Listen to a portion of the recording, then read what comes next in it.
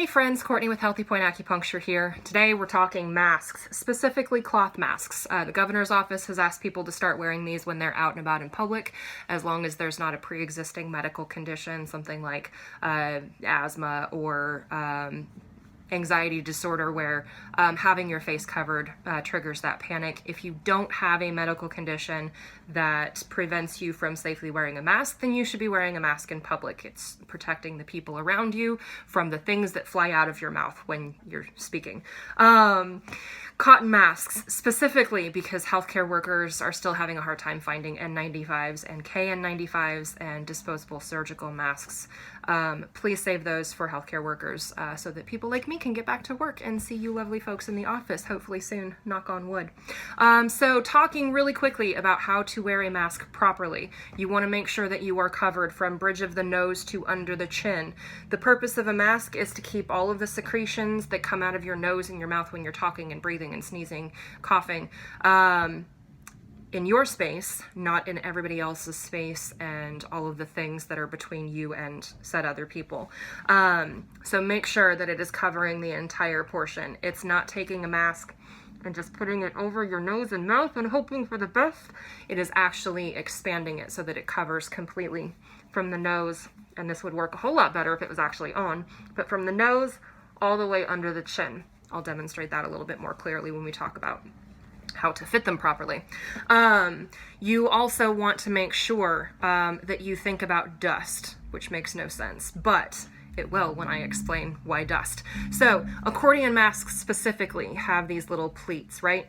You want to think about the dust going past the pleats and not getting stuck in the pleats. So your pleats should be opening down. If you think about the shape of your nose, that should be the shape of the pleats. The pleats should be opening down so that you can stick your nose into one, so that you don't get dust caught inside the pleats. That will make you sneeze, which is not fun when you're wearing a mask. So the masks that I have been making are cotton masks. It was apparent very early on that elastic was going to be hard to find, so I just started making mine with ribbon ties. You have your choice of ear loop ties, which is what these are, where one goes over each ear. You can also get a single piece that ties around behind the back of your head. I'm going to demonstrate how to properly fit the ear loop ties because I feel like those are a little bit trickier, especially if you don't have a friend that you live with, a parent, a significant other, a roommate, whatever the case may be, that you can have help you fit your mask. It's a little bit tricky. We'll see how it goes. You want to make sure that your mask is comfortably snug. I've seen a lot of people walking around in the grocery store where their mask is technically on their face, but if they open their mouth at all, if they move their head too fast, it starts slipping lower and lower and lower under the nose until it's just covering the mouth, and then eventually it's just a chin flap, which isn't doing a whole lot of good. So you want it to be comfortably snug so that if you have to talk to someone, say hi to the grocery store greeter that you've known for 20 years, or you have to say, excuse me, where is the such and such product that you're looking for from 6 feet away, from the person that you're asking, moving the mouth should not pull the mask down off of your nose. It should be snugly fitted enough that it will stay there even if you have to talk to somebody. So we'll talk about how to make sure that that is the case. So when these pre-tied masks come, I do that on purpose so that you don't have to worry about getting this little floppy ribbon through this little pocket without having a massive pair of tweezers, which I just happen to have, and that's what I use to get them in there. They're tied into a slip knot so that they're really easy to undo so that you can fit them yourself. Most of the time, I'm not paying attention to how closely I'm tying these, so they're either probably gonna be way too big or way too small, or maybe one of each. There is a huge difference between comfortably snug and can barely get it over your face, which I'm going to show you right now, and then we'll get into getting it to fit properly. So best way to put these on initially is to loop it over one ear and then pull it snugly over the nose and try to get it over the other ear. And this one's too tight, it's not actually going to go. So I'm going to have to actually tie this. So I'm going to leave it looped over that first ear, but I'm going to undo this other tie, maybe. There we go. And keep a little bit of tension on it so that I don't accidentally pull it all the way through. So I'm going to pull it up over the nose. I'm going to make sure that expanded all the way under my chin, all the way over my nose, so that I'm tying it to fit properly. It's going to come over the ear, and then I'm going to tie it in a knot on this side. Nice and snug, not enough to actually pull on the ear and put a lot of pressure on the cartilage back there, but tight enough that it's not going to wiggle around a whole lot. So nice, good little knot right there. We'll do the same thing on the other side. So leaving this side looped over the ear, undoing that knot, over the nose, under the chin, not pulling uncomfortably on that ear, especially if you are like me and you have lots of hardware installed.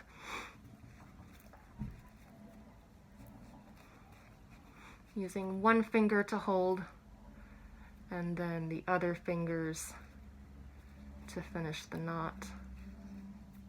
There we go. Okay, so both of my knots are tied, comfortably snug on my ears, pulling a little bit, but not pulling uncomfortably. This is something that I could wear for a while and be okay. I'm also talking to you and my mask is not slipping down my nose and eventually falling off of my face. So this is a comfortably snug fit. So to finish this off so that I can actually wash my mask and not worry about undoing my knots and having to redo this whole process, I've tied this into a knot. I'm going to do another knot on top of that. So tying it 4 times all together. And then I'm going to take a pair of scissors. I'm going to cut about 1/4 of an inch away from my knot.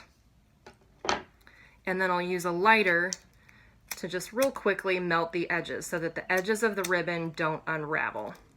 From there, I'm going to turn it so that the knot is inside the loop of my mask and I have a nice clean looking ear loop. Same thing on the other side.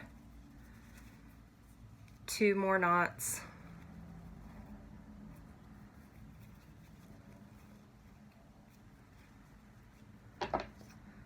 Quick trim. And a quick melt.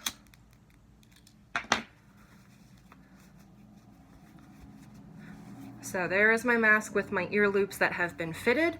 Now when I go to put this on, it's just a matter of looping it over my nose, expanding, looping it over my nose, looping it over my ear, and then expanding it over my nose, under my chin, and then taking it over the other ear. Comfortably snug. We should be adding stock to our online store. We're going to have these new ones that are like a book print sort of thing. I've got 6 or 7 other patterns that I'm going to be making masks out of. They will have a different color on the inside this time. I'm trying to extend the pattern cotton that you actually see so that we can have more of each pattern. So I'll be using a different color. This is actually a sheet that I've used to make the other side. So the inside of the mask will be white, the outside will be whatever pattern you've chosen from the store. These are actually 3-ply instead of 2-ply as well. The cotton that the sheets are made out of is a little bit thinner. I didn't want to lose any quality or any filtering capability there, so I've just doubled up on the backing. So there's 2 layers of white cotton and then 1 layer of the pattern that you've chosen. So it's actually a 3-ply mask now instead of a 2-ply, just to make up for that small reduction in quality in fabric. So keep an eye out on those. If you have any questions, please let me know. If you need cotton masks and can't afford to buy them, please let me know. I would be happy to give some to you if that is your situation. I know that finances are really hard for a lot of people right now. So I totally understand. Anytime that you are out in public, please be wearing your cotton mask. It's just a small little thing that you can do to protect other people around you from having to potentially go through this infection, which is awful.